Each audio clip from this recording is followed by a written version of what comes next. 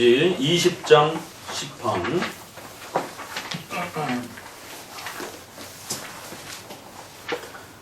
자, 집권자들의 강제력 행사는 경건과 양립한다. 그래서 국가의 권력이 또 신앙과 어떤 그 관계를 형성해야 되는지, 이제 집권자들의 권위와 위정자들은 무슨 일을 하고 또 위정자들의 역할이 무엇이고 이런 부분들을 계속 이야기를 하고 있어요. 자, 그럼 어떻게 집권자들은 경건하면서도 동시에 피를 흘리는 자가 될 수 있겠는가 하는 점이다. 집권자는 위정자는 사람을 죽일 수 있는 사형을 명령할 수 있고 전쟁을 명령할 수 있잖아요. 그런데 어떻게 그런 사람들이 경건할 수 있는가? 이게 이제 집권자의 이러한 통치 행위, 사법적 행위와 또 이러한 그 신앙의 이러한 부분들이 어떻게 연결되느냐라고 이제 이렇게 물으면서 위정자의 역할을 좀 더 계속적으로 구별해 가는 겁니다. 같이 읽어봅니다. 집권자가 벌을 주는 것은 자기 마음대로 하는 일이 아니라 하나님의 운명을 실시하는 것임을 깨닫는다면 우리는 이 문제에 그렇게 할 것이다. 주의는 사례를 그만다. 예. 자, 위정자가 개인의 복수로 사람을 죽이는 게 아니라 공적인 법을 집행하는 거기 때문에, 공적인 전쟁과 사형을 집행하는 것이기 때문에 개인의 그러한 폭력이라든가 죄책감을 가지지 않을 수 있다는 것이에요. 그는 법에 따라서 사회적 법적 질서를 지키기 위하여 살인을 사형을 명령하는 거고 전쟁을 또 그렇게 명령할 수 있는 것이기 때문에 공적인 살인을 하는 것이에요. 그러면 그거는 가능하다는 겁니다. 경건한 사람들에게 가한 고통이 주의 명령에 따라 처벌하는 것이라면 그것은 해하거나 상하게 하는 일이 아니다라는 겁니다. 그러니까 예전에 어떤 갈등을 겪었느냐 하면 그 교도소에 그걸 교정원이라 그러나 뭐라 그래? 교도관 또 사형 집행하는 사람도 있잖아요. 이들 중에 신앙인이 있으면 이거 굉장히 큰 스트레스를 받습니다. 결국 마지막에 자기가 딱 사람 목숨을 끊잖아요. 그럼 뒤돌아서 막 내가 사람을 죽였다라고 하는 이제 이런 죄책감이, 그러니까 이런 공무를 집행하는 개념과 개인의 신앙이 혹시라도 부딪힐 때 이거 어떻게 해결해야 되는가? 그러니까 국가란 무엇인가, 국가가 무슨 일을 하는 건가를 이제 계속 가르쳐가는 거예요. 그럴 때 이건 개인의 복수가 아니기 때문에 절대로 양심의 가책을 느끼거나 그렇게 고통스러워할 필요가 없다라는 거예요. 그거는 하나님의 공의를 집행하는 거기 때문에 오히려 그걸 집행 안 하면 더 문제가 되는 겁니다. 그러니까 이제 우리가 이렇게 보게 되면 의외로 우리의 상식과 성경이 또 이렇게 달리 가는 주제도 상당히 많습니다. 그래서 공적인 그 하나님의 벌을 하나님이 직접 구약에는 땅을 갈라져서 하늘에서 불이 떨어져 갖고 바로바로 죽이기도 합니다. 그러나 이제 신약으로 넘어와서는 하나님이 그 공적 집행을 국가나 이러한 그 위정자를 통해서 간접적으로 이렇게 행하시는 것이. 역시 교회도 마찬가지로 하나님이 직통계시를 내리던 시절에서 이제 설교를 통하여 말씀을 통해서 간접적으로 하나님의 말씀이 전달되어지는 그런 시대적 경륜이 이렇게 바뀌어진 겁니다. 이건 하나님이 스스로 그렇게 선택하신 것이에요. 그래서 국가란 구약의 하나님의 징계와 진노를 집행하는 그러한 것처럼 오늘날은 국가를 통해서 공적으로 하나님의 공의를 집행하는 거기 때문에 그 위정자 그런 일들에 참여하는 사람들은 절대로 두려워하거나 양심의 그런 가책을 느끼면서 그런 아픔을 겪지 않아도 된다는 것이, 오히려 하나님의 뜻을 집행하는 위정자임을 명심하셔야 된다는 거예요. 모든 일을 명령자이신 하나님의 권위에 의해서 하며 하나님의 권위를 따르는 동안은 우리는 바른 길을 벗어나지 않는 것입니다. 그래서 이거를 칼의 권세라고 말하는 겁니다. 로마서 13장 4절에 하나님의 그 진노를 위하여 보응하는 사람들이라고 이렇게 말합니다. 하나님의 대리자라고 말합니다. 칼의 권세를 가지고 있다라고 이렇게 말하는 거예요. 그래서 결국에 이제 이러한 부분들은 모세가 주의 권능에 의해서 동족의 해방제로 임명된 것을 자각했을 때 애굽 사람에게 손을 댄 것도 이런 염원을 자극을 받았기 때문입니다. 그 나중에 모세가 죽이잖아요, 그렇죠? 형제 애굽인하고 이렇게 다툴 때 살인을 행한단 말이에요. 그럴 때 이제 이건 모세의 개인적인 사적인 그런 어떤 살인이 아니라 적어도 모세가 하나님이 자기를 공적인 이스라엘의 지도자로, 왜냐면은 모세는 애굽의 왕자였잖아요. 그렇기 때문에 애굽의 법에 의해서도 공권력을 갖고 있는 거고, 얼마든지 또 이스라엘 백성들은 또 자기 민족이면서도 자기가 얼마든지 또 그 왕자의 권위로서 그 법의 어떤 권한자로서 충분히 있을 수 있다라는 것이. 그런 관점에서 봐도 구약에도 이러한 예들이 있고 신약에도 또 있다라는 거예요. 또 다윗이 그의 임종시에 아들 솔로몬에게 요압과 시므이를 죽이라라고. 왜냐면 이제 이 요압과 시므이, 요압이 누굽니까? 평생 다윗을 쫓아다녔던 다윗의 측근이고 다윗의 부하 장군이에요. 아, 성경에 이런 역사도 있구나. 그러니까 우리가 같은 칼빈주의 동료인데 나중에 칼빈은 아주 제일 미워하는 자로 돌변해요. 스트라스부르크로 가고 칼빈을 모셔오고 이런 일을 하는데 아주 제일 앞장섰던 칼빈의 동료가 있어요. 근데 이제 나중에 자기가 하는 사업에 약간 비성경적인 사업, 이제 술과 관련된 그런 사업, 이런 부분에서 이제 성창 금지를 당하고 이제 이 페랭인가 그래요. 이름도 좀 아미 페랭인가 뭐 그래서 잊어먹지 말고 기억해 두세요. 그 나중에는 결국에는 칼빈이 계속 지적하고 그거 하나님 앞에서 그렇게 하면 안 된다라고 징계하고 그러니까 아들하고 이제 아버지하고 삐져가지고는 결국 나중에 칼빈을 계속해서 상당한 위치가 있다 보니까 시의회하고도 이렇게 연결돼가지고 계속 칼빈을 괴롭히고 이러다가 결국 이제 나중에는 카톨릭으로 도망가 버려요. 그러니까 처음에 칼빈주의자라고 해서 다 칼빈주의자가 아니에요.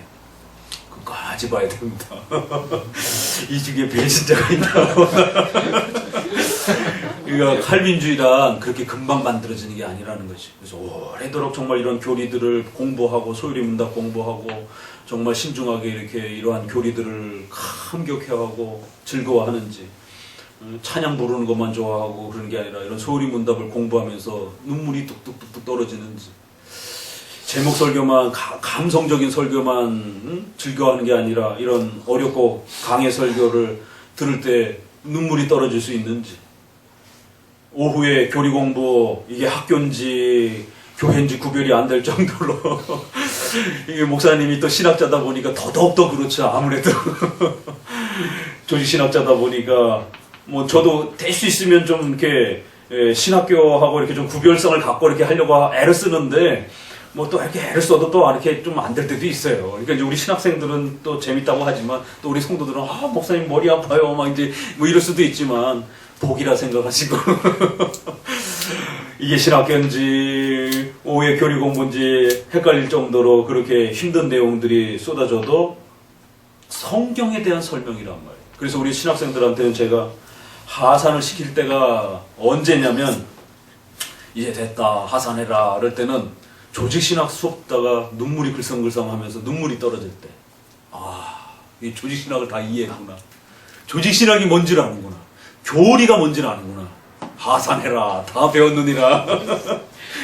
근데 조직신학 수업을 배우면서 여전히 졸고 앉았고 이러면 이 교리가 뭔지를 모르는 거예요. 그냥 막 뜨겁게 막 찬양하고 막 이런 건 좋아했는데 교리를 가르치고 꾸벅꾸벅 조는 거예요. 이건 기독교를 이해를 못하는 겁니다. 불교 가도요 그런 거 다 있어요. 막 절하고 막 이런 분위기들. 기독교만이 교리를 가르치고 말씀을 배우면서 그 말씀이 영의 양식이 되고 말씀이 녹아들 때 감격하고 말씀이 이해되어질 때 하나님의 임재가 일어나는 겁니다. 이게 기독교가 독특한 그래서 말씀 종교라는 거예요. 그래서 성경 가르치는데 목회자가 힘을 기울이지 않으면 성도들 다 바보가 됩니다. 그래서 오전 설교 시간도 설교를 집중해서 배치해줘야 되는 거고 오후도 교리 공부해줘야 되는 거예요.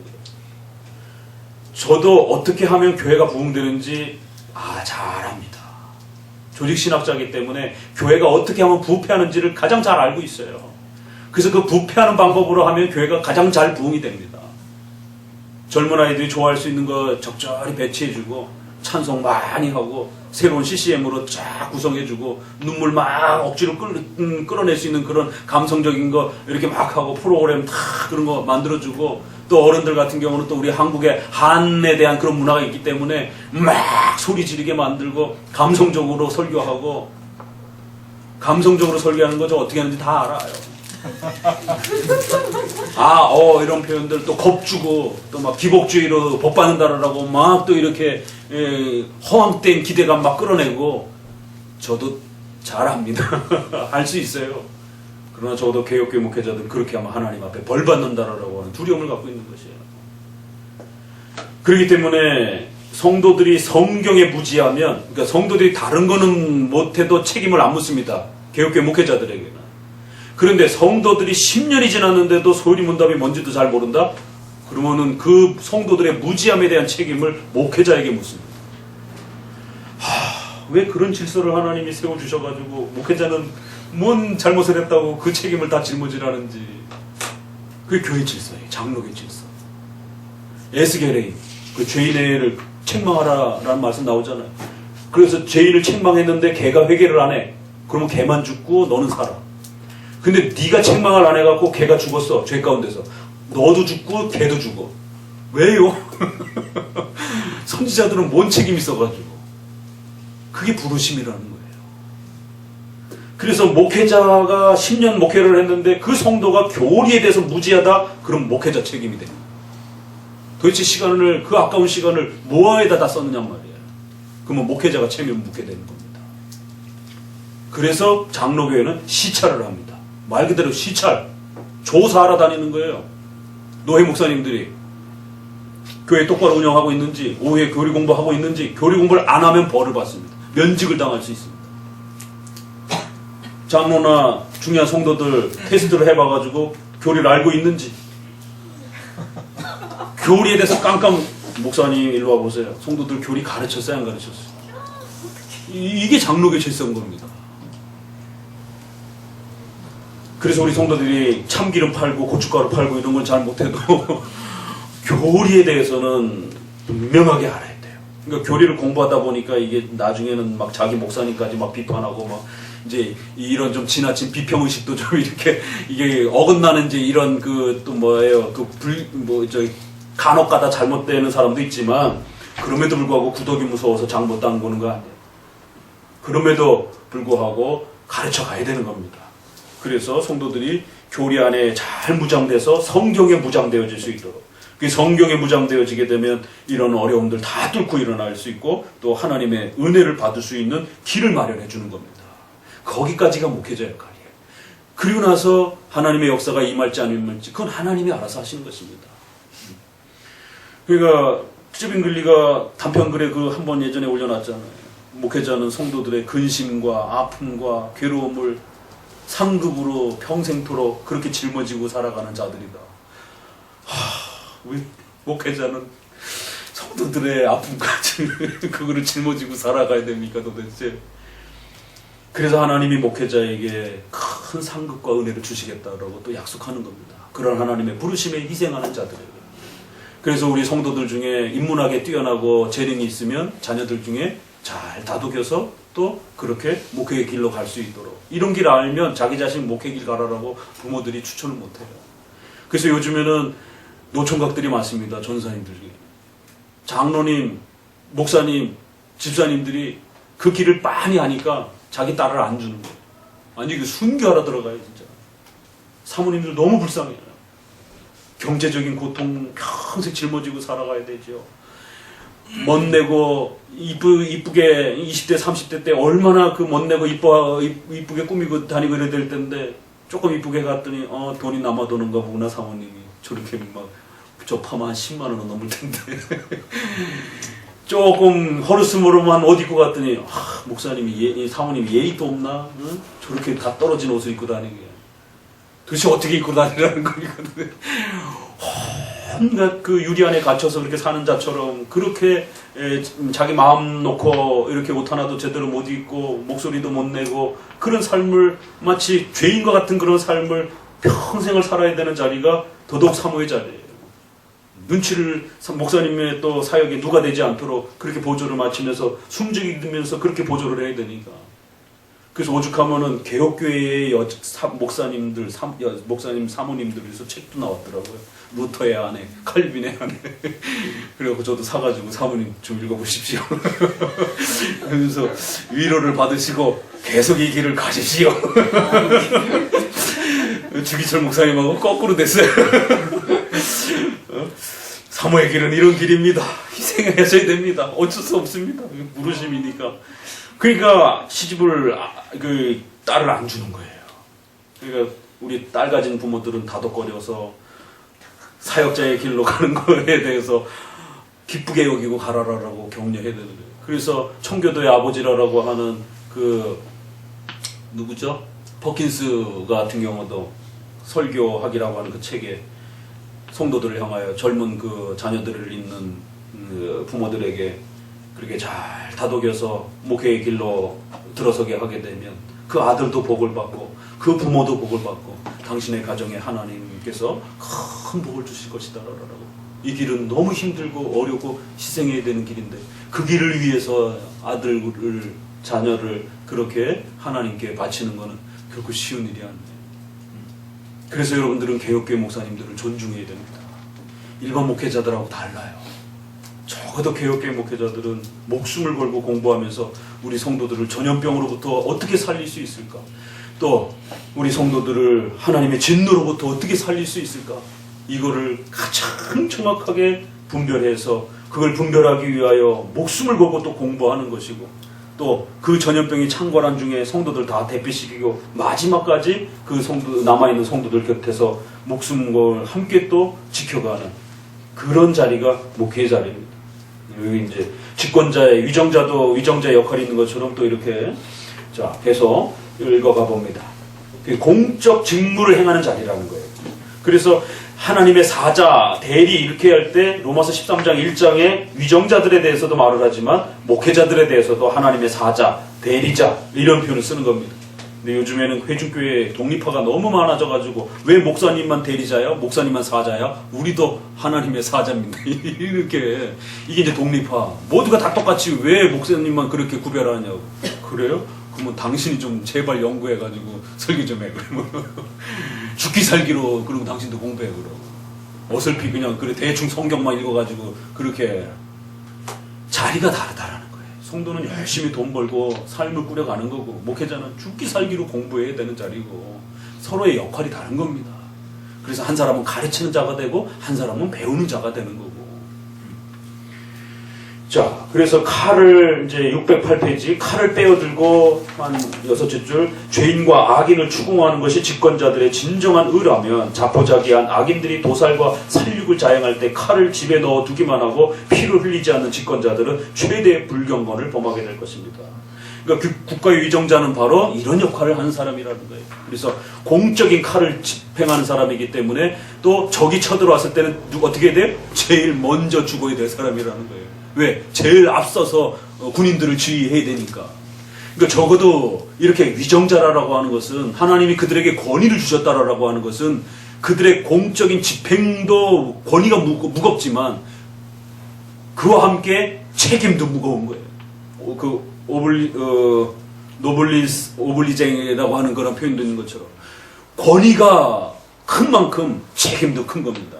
근데 이제 오늘날 지도자들은 권위만 가지려고 하고 책임은 안 지려고 하는 이제 이러한 일들이 벌어지다 보니까 문제인데 하나님이 세우신 위정자나 교회의 또 목회자로 세운 이러한 지도자나 다 권위가 신적 권위로서 하나님이 그 권위를 준다라고 말하는 것이 그렇기 때문에 그 권위가 너무 크기 때문에 또 책임도 질 줄 알아야 되는 겁니다. 그게 지도자라는 것이. 자, 밑으로 좀 내려오셔서 그렇기 때문에 왕은 적어도 이런 막중한 권위를 갖고 있기 때문에 그 권위를 가지고 사람을 죽일 수도 있는 그런 권한이기 때문에 관용을 할 줄 알아야 된다. 관용은 국왕들의 최선의 지혜이면서 고문 솔로몬의 말과 같이 왕위는 인자로 말미암아 그렇게 다스려가야 된다는 거예요. 관용은 군주대의 가장 중요한 선물이라고 고대 세네카도 이렇게 이야기를 한 겁니다. 그러나 집권자의 양쪽에 다 주의할 필요가 있다. 그렇지 않으면 과도한 엄격함으로 병폐를 고치기보다 해를 주게 되든지 또는 관용에 대한 미친적인 애착으로 가장 잔인한 온유에 빠질 수 있다. 참 너무 한 글자 한 글자 너무 멋있는 말들이에요. 왕은 이렇게 국가위정자는 하나님이 주신 신적 권위를 가지고 있기 때문에 공정하게 집행할 줄 알아야 된다는 거예요. 법에 맞춰서 자기 마음대로 이렇게 막 하면 안 되고 법에 맞춰서 공정하게 집행할 줄 알아야 돼요. 그러면서도 관용할 줄 알아야 된다. 자비가 있어야 된다. 왜? 칼을 갖고 있기 때문에. 칼을 잘못 휘두르면 사람을 죽인단 말이에요. 목회자는 하나님이 주신 말씀을, 신적인 말씀을 대행하는 자리에 섰단 말이에요. 이 세상에 어느 누가 감히 신의 말을 하느냐 말이에요. 이게 하나님의 뜻입니다.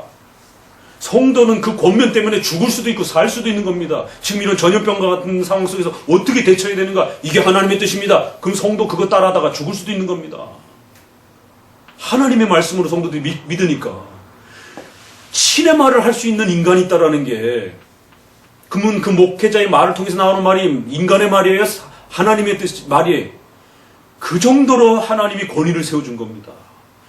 위정자에게는 사람을 죽일 수 있는 칼의 권세를 준 겁니다.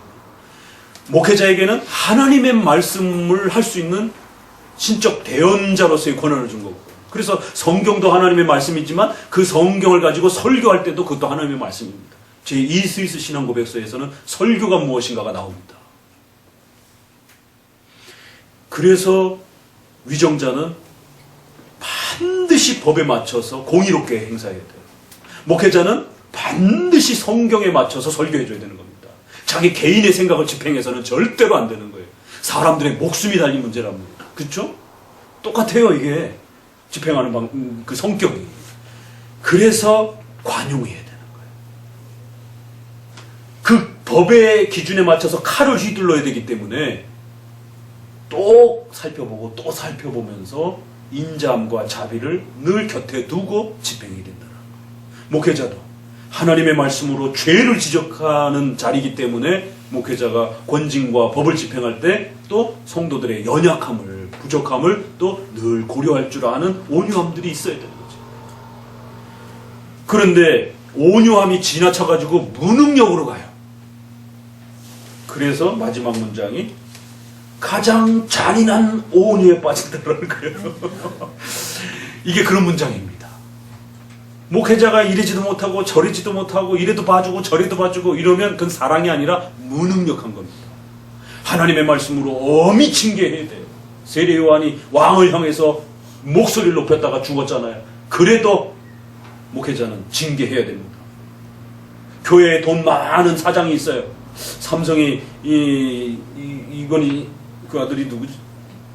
이재용 씨가 우리 교회 성도면 목사님 이거 어떻게 되나요? 징계할 수 있겠어요? 징계 못합니다. 그래서 대형교회들이 타락하는 거지. 대형교회 시장, 국회의원 다 앉아있잖아요.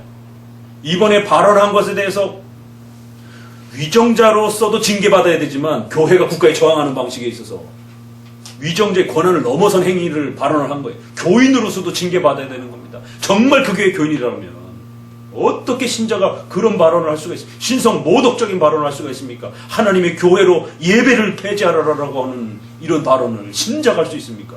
또 국가위정자로서는 어떻게 국가위정자가 하나님을 두려워해야지, 종교의 자유라고 하는 엄연한 국가의 헌법이 있는데 법 위에서 당신이 그러면은 도지사를 합니까? 그러니까 이 진보 좌파적인 이러한 성향을 가진 칼빈주의자들, 또 이러한 분들은 법치주의를 모른다라는 거예요. 이게 프랑스 혁명, 이제 우리가 다음에 이제 보수주의 할 때 해드릴 겁니다. 보수주의는 법을 기본으로 움직이고 그 속에서 자유를 존중하는 거예요. 그런데 이 진보하는 사람들은 법이 있어도 법보다 정서가 더 중요하다고 생각을 하는 거예요. 그래서 법이 아무리 있어도 그 시대의 어떤 정서를 담아내자 이러는 거예요. 그래서 자꾸만 정서적인 법을, 소위 그걸 다른 말로 나쁜 말로 떼법이라고 그러는 겁니다. 법이 있어도 사람들이 때를 써가지고 요구하면 주게 되는 거예요. 그런 거에 선전선동을 하는 겁니다. 그래서 법에는 분명히 못하게 돼 있는데 버젓이 하게 되는 이런 일들이 벌어집니다. 그래서 우리나라 아직도 후진국이라는 겁니다. 법에서 절대로 안 되면 그건 절대로 안 되는 겁니다. 감성을 자극해갖고 자꾸만 법 위의 행동들을 하게 만드는 것이죠. 헌법에 분명히 종교의 자유가 헌법이라고 하는 그 상위법으로 명령이 되어 있는데, 법률이라고 하는 것은, 행정명령이라고 하는 것은 그 아래의 법인 것이에요. 그래서 이게 부딪히게 되면 헌법 소원해가지고 다 폐기시켜버리는 겁니다. 아무리 행정명령이 뛰어나도. 왜? 종교의 자유라고 하는 엄연한 헌법의 기본 상위법이 있기 때문에. 그런 부분에서도 징계를 받을 수도 있는 겁니다. 잘못했다라고. 이재용 씨가 교인이라 할지라도 잘못하면 징계할 수 있어야 되는 거예요. 가장 잔인한 온유의 무능력에 빠지면 안 되는 거예요, 위정자들은. 그러면 나라가 망하게 됩니다. 법 위를 초월해가지고 법을 지키지 않는 초법적 행동을 하게 돼도 법적 공의를 깨트리는 무질서가 일어나는 겁니다. 그렇기 때문에 칼을 휘두를 줄 알아야 되는 거예요. 법에 맞춰서. 법을 어기면 누구든지 벌을 받는 겁니다. 그게 법 질서의 중심에 의회 민주주의라고 하는, 입헌 민주주의라고 하는, 입헌 헌법을 세우고 그 법에 따라서 모두가 같이 행동하는 것이에요. 온갖 생각들을 갖고 있는 사람들은 어떻게 그걸 다 맞춥니까? 적어도 법을 마련하고 그 법 아래에서 행동하는 겁니다. 그리고 그걸 갖고 집행을 하는 것이. 그 누구도 법 위로 함부로 행동하면 안 되는 겁니다. 그럴 때는 엄격하게 법을 갖고 징계하고. 그렇지만 칼을 갖고 있기 때문에 혹시라도 정말 잘못했는지에 대해서 온유함으로 또 들여다보고 또 들여다보고, 그래서 삼심제도라는 게 있는 겁니다. 그래서 정말 잘못했다고 확인이 되면 엄히 징계하는 것이고, 정의와 법적 정의와 관용이 잘 조화를 이루어야 된다는 거예요. 관용이 무능력으로 바뀌면 안 된다는 것입니다. 자, 이런 관점에서 정부의 전쟁 수행권이 이제 바로 칼의 권세라는 게 바로 그런 것이다라는 거. 같이 읽어봅니다. 그러나 왕과 국민은 공적인 보복을 하기 위해서 무기를 들어야 할 때가 있다. 그러므로 우리는 이런 목적을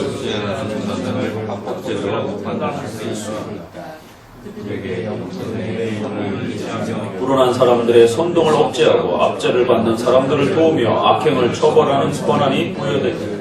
개인의 평안과 모든 사람의 평화를 방해하는 자나 선동적인 소란을 일으키는 자나 또는 남을 포악하며 학대하는 자들이 있을 때 그들의 광증을 억제하는 것보다 더 그 권력을 적합하게 사용할 기회가 있겠는가. 법의 수호자가 되는 것이 그들의 임무라며 법의 실시를 부패하게 하는 악인들의 노력을 꺾는 것도 그들이 해야 할 일이다. 그렇기 때문에 민주주의의 가장 위험한 것은 바로 때법입니다. 민노총이라든가 이런 부분에서 과도하게 법을 넘어서 이런 행동들을 하는 것에 대해서는 엄중하게 어느 정당이든지 정권을 갖고 있는 사람들은 분명히 징계를 해야 됩니다. 선을 넘지 못하도록. 미국 보세요.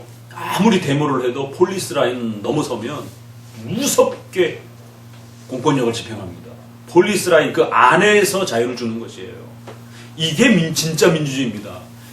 민주주의가 하나의 무질서 형태로 나타나게 되면 가장 무서운 정치가 됩니다. 그래서 직접 민주주의 정치를 포기한 겁니다. 직접 민주주의 해보니까 이게 난장판이 되고 난동판이 돼버려요. 무질서가 되고 무정부 상태가 돼버리고. 그래서 칼빈의 국가론에 보게 되면 무질서가 되느니 차라리 독재자라도 있는 게 낫다라고 그런 얘기까지 하는. 처음에 읽을 때는 그런 게 이해가 안 되는데 이제 우리 사회를 겪어보니까 점점 더 이해가 돼요. 이 때법으로 막 때려 써가지고 막 몰아붙이면 뭐든지 다 되는 이런 무질서가 가중이 되면 국가는 발전하지 못합니다. 그래서 시민의식이 높아져 간다라고 하는 것은 이러한 법질서 체계를 잘 배워가고 실천할 줄 아는 그러한 사회구조가 되면 그게 진짜 더 선진국가가 되어가는 거예요.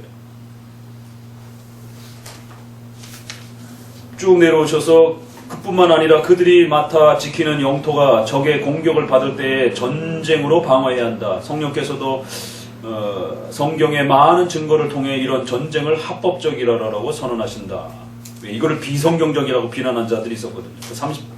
30번의 각주에 보게 되면 제세례파의 전쟁 부족론, 슐라이트하임 신조 4조, 6조에 보게 되면 평화주의자를 외치거든요.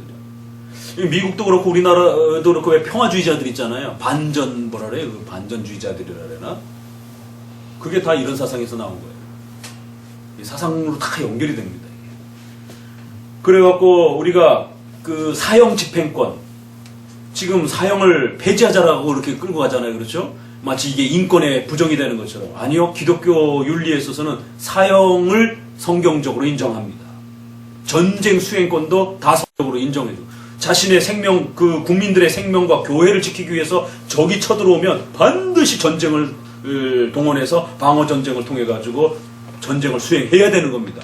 수행 안 하는 게 오히려 하나님 앞에 벌을 받고 무능력해지는 겁니다. 그래서 이럴 때 제세례파는 전쟁, 반전주의를 외친 겁니다. 기독교인 국회의원들이 자꾸 사형 폐지를 주장하고 막 이러면 안 됩니다. 그러면 두 논리가 있어요. 범죄자, 이 사형에 해당되는 자들도 인권이 있기 때문에 사람이 어떻게 사람의 생명을 빼앗느냐. 아주 그럴듯합니다. 명분이. 그냥 무기징역으로 놓자. 한쪽에서는 아니다. 엄중한 죄는, 아주 포악스러운 죄들은 사형이라고 하는 이러한 엄중한 벌이 있어야 그 사회에 경각심을 불어넣고 그런 범죄가 일어나지 못하게 하는 제재 역할을 할 수 있다.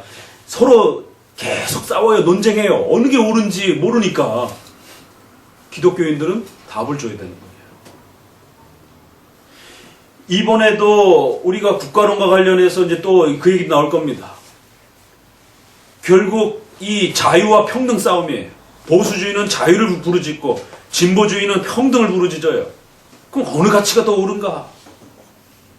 그럴 때에 우리 기독교 입장에서 보게 되면 인간은 연약하고 전적 부패라라고 하는, 진보 쪽에서는 인간을 완전한 자로 봐요. 방향성 자체가. 그렇기 때문에 인간에게 더 많은 평등과 많은 그러한 인간 스스로 알아서 하도록 내버려 두라는 것이에요. 루소의 사상도 그렇고. 그럼 인간들이 알아서 잘 할 거라는 겁니다. 아니요. 그렇게 되면 인간은 무질서와 난장판이 돼버립니다. 똑같이 나눠줬어요. 저거 봐라. 애인데 더 가졌네? 이거 얼마 있으면 돌아가실 분인데 노인인데 더 갖고 있네. 저거 내가 가서 빼서도 충분히 되겠네. 이런 일이 벌어질 수 있는 것이. 이게 인간입니다. 탐욕.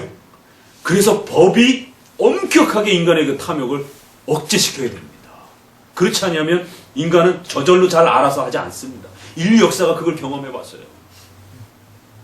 그래서 보수주의는 좀 더 법질서 체계를 엄히 강조하는 거고, 그 형벌제도에 대한 부분들을 좀 더 강조하는 거고, 자유라고 하는 이런 부분들을 강조하는 겁니다. 그게 우리 기독교 원리에서 보게 되면 전적 부패라라고 하는 인간론하고도 맞아 돌아가는 거예요.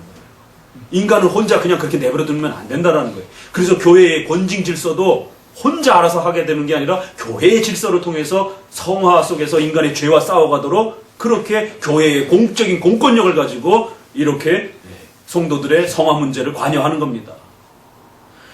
그러니까 그런 관점에서 보게 되면 사형이라고 하는 엄중한 법 집행을 통해서 죄를 억제시키는 것이 훨씬 더 성경적 원리예요. 그래서 우리의 신앙 고백에도 보면 그 칼의 권세에 사형과 전쟁 수행권 두 개를 다 주는 겁니다. 신앙 고백서 안에도 들어올 정도로.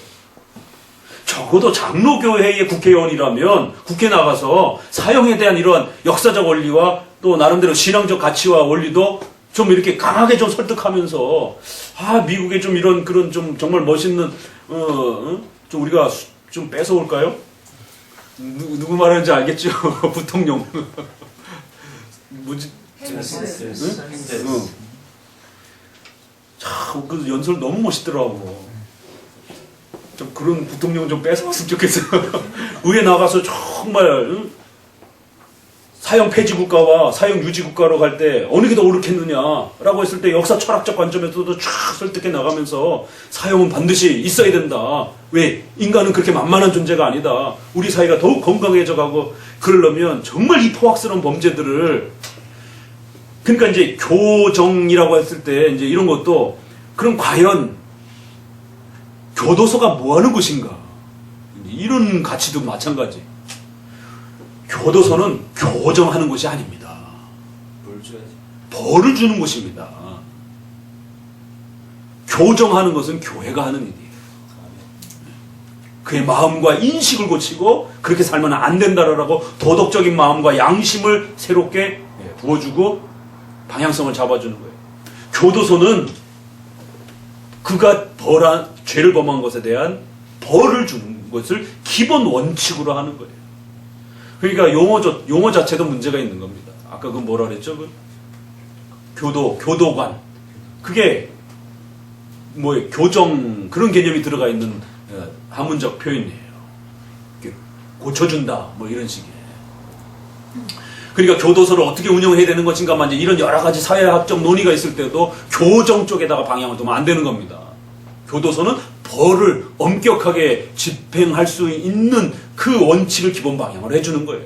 그리고 뭐 세부적인 부분에서 조금 더 많은 걸 고민하더라도 그래야 사람들이 감옥에 오지 않기 위해서라도 억지로 분을 참고 그 감옥에서 지내는 게 얼마나 고통스러운 것인지, 또 나중에 가서는 생명을 잃을 수도 있다라고, 사형에 처할 수도 있다라고 하는 이 두려움에 의해서 인간은 죄가 억제가 됩니다. 억제가 문제냐, 선을 가르치는 게 문제냐, 이게 이제 옥신각신 하는 것이. 그럴 때 위정자는 징계하는 공적 공의를 집행하는 것이에요. 그럴 때 제세례파 같은 이러한 평화주의자들이 나타나가지고 거꾸로 가르치는 겁니다. 그럴 때 우리 칼빈주의는 아닙니다. 국가란 그런 존재가 아닙니다. 어떻게 이렇게 성경을 해석하는 게 이렇게 전혀 방향이 다를 수 있을까? 오늘 11항까지 국가론 부분까지 좀 잘 정리해서 이렇게 또 우리 칼빈주의 쪽에서 생각하는 이런 또 국가의 의무와 역할 부분들은 적어도 이 정도까지, 특별히 전쟁과 또 이런 국가 위정자의 권한 부분에서 여기까지 생각하고, 또 칼빈이 우리가 지금 국가론을, 정치 국가론을 배우는 게 아니라 교회의 신앙에 대한 부분을 배우는데, 국가가 이런 부분들을 하고 이런 부분이 정당하게 집행이 되어져야 교회가 보호를 받고, 또 이게 잘못 집행되면 이 칼을 가지고 교회를 공격하잖아요. 지금 당장 도지사 발언 같은 경우도 그게 칼입니다. 금지를 시키니까 교회의 활동을 금지시키는 칼이 돼버리잖아요. 그래서 그 칼이 정당하게 쓰여지게 되면 하나님 앞에 칭찬을 받지만, 그게 교회를 핍박하는 형태로 쓰여지게 되면 무시무시한 일들이 이제 벌어지게 되는 겁니다. 그래서 우리 성도들이 국가의 칼이 어느 쪽 방향으로 흐르는가를 이런 공부들을 통해서 잘 정립해 두셔야 된다는 거예요. 그렇기 때문에 저희 보수주의 쪽 목사님들은 벌써 그걸 예측했잖아요.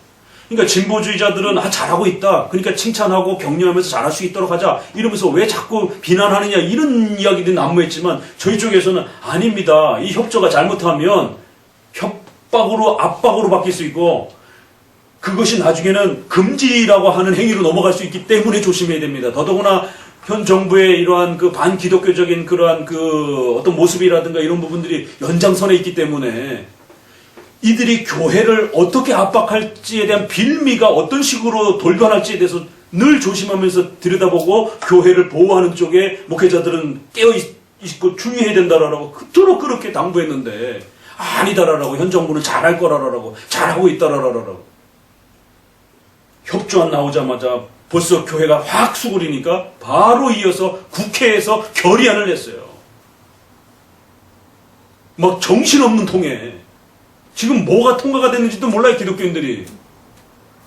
종교 집회 자제 결의안이 났어요. 거기에 한국당도 참석했습니다. 한국당도 책만 받아야 되는 겁니다. 교회가 보수적 입장에서 많이 지지해줬는데 그런 거 하라라고 그렇게 교회가 힘을 실어준 건 아닙니다. 결의안을 냈고 그러자마자 도지사의 입에서 금지를 생각해보겠다라고 초헌법적인 그런 발언을 쏟아내. 단계를 보시라는 거예요. 단계를. 그 다음 단계 뭐가 될 것 같아요? 그리고 지금 이제 교회가 죄인이 되고 있어요. 지금 프레임이. 신천지요? 천만의 말씀입니다. 신천지가 목표가 아닙니다. 교회가 목표입니다. 결국에는 이들에 의해서 모든 전염병의 책임이 지금 이제 정부의 책임이 아니라 교회의 책임으로 지금 몰려가고 있는 그 프레임을 봐야 된다는 거예요. 마스크 대란으로 인해서 이제 폭동이 일어날 수 있는 지점까지 올라갈 수 있습니다. 그러면 정권이 바뀝니다. 그렇기 때문에 정권은 그 화살을 어디로 돌릴 것인가에 대해서 끊임없이 찾게 되고, 네로가 결국에는 그 불을 질러놓고 그 불지른 원인을 갖다가 기독교인들 때문이라고 돌리면서 기독교인들을 참혹하게 죽어나가는 로마 시대의 그 역사처럼, 결국 정부의 무능력에 대한 이가 결국 마스크 폭동이 이제 벌어질 수 있는 이런 이제 국민들의 이 강한 불만의 폭동들이 일어나면 결국 그 화살을 맞아야 될 사람들이 이제 정부는 필요한 거예요. 이게 국가의 타락입니다. 이거는 이 정부뿐만 아니라 모든 국가의 칼이라고 하는 이 엄청난 권세를 갖고 있고, 이 권세를 유지하고 싶어하는 권력자들의 본능이라는 겁니다. 이게. 그래서 교회는 항상 그런 권력자들의 욕망을 자제시키고 억제시키고, 여러 가지 시스템을 통해서 삼권 분립이라든가 이런 걸 통해서 끊임없이 그걸 억제시키지 아니하면 무서운 독재가 일어나게 되고, 그 독재 앞에 백성들과 교회가 죽어나가는 겁니다. 이제 마스크 폭동이 어디까지 가는지 지켜보셔야 됩니다. 거기에 모든 원인이 교회로 이제 더더구나 모이는 공예배를 드리는 이 교인들한테 다 돌려져가는 이제 이러한 단계들을 보수주의 목회자들과 신학자들이 계속 눈누이 경고해 줬잖아요. 현 정부의 이러한 반기독교적 정책들에 주의해야 된다라고. 협조라라고 그 명분 가지고 그렇게 그럼 그 사람들이 뭐 핍박하겠다고 하면서 다가옵니까? 그러니까 국가와 교회는 이렇게 늘 깨어있지 못하면 한순간에 뒤들을 이렇게 바뀌게 되고 천년 중세 천년은 교회가 국가를 핍박했지만 근대 1500년부터 2000년 사이는 대부분이 국가가 교회를 핍박하는 형태로 바뀌어져 있습니다. 왜냐하면 더 이상 이제 교회는 그런 권력을 군대를 소유하지 못하기 때문에. 그래서 우리는 더더욱 고민해야 되는 게 가이사의 것은 가이사에게 하나님의 것은 하나님의 것은 가이사 너 거기 머물러 있어 라고 읽어야 되는 것이에요. 절대로 교회 침범하지 말고 교회의 것에 대해서 함부로 손 뻗치지 마 라고 읽어내야 되는 거예요. 교회는 정치에 대해서 침묵하고 관여하지 마 라고 읽어서는 안 되는 것입니다.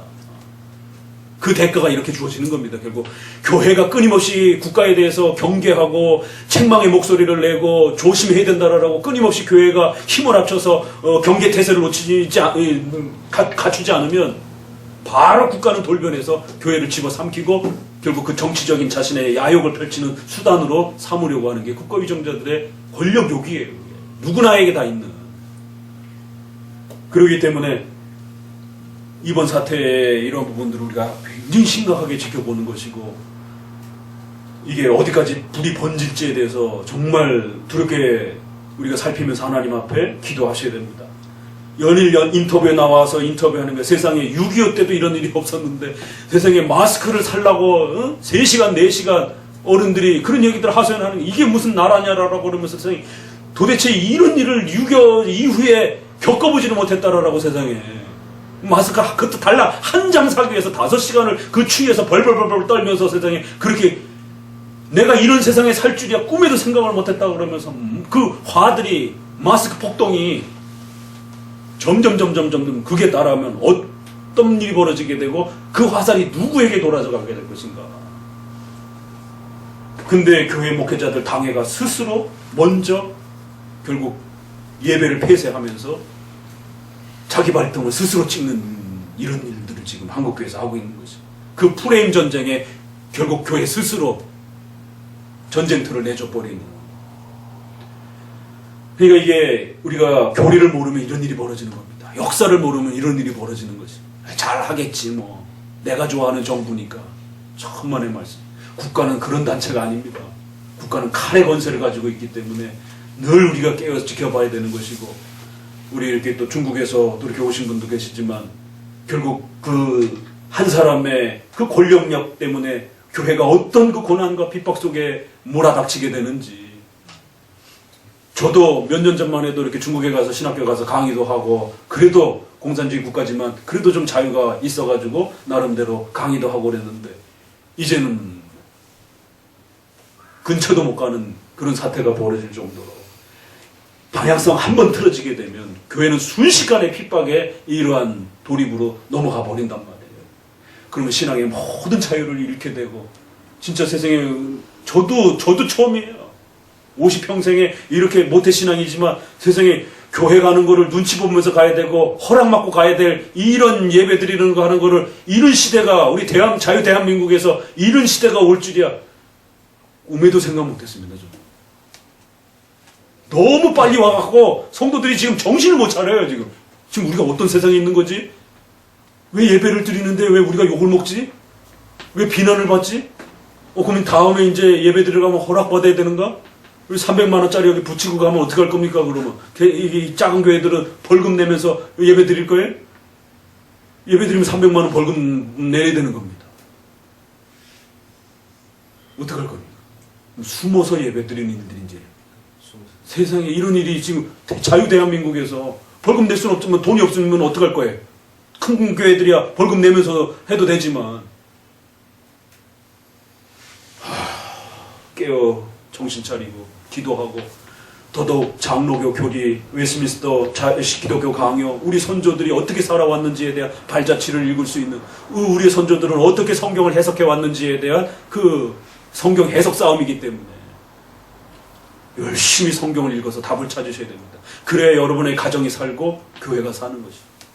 수많은 답들 중에 가짜 답들이 수두룩하고 그 중에 진짜 답은 아주 희미하게 숨어 있어요. 기도하시죠. 하나님 감사합니다. 오늘도 귀한 시간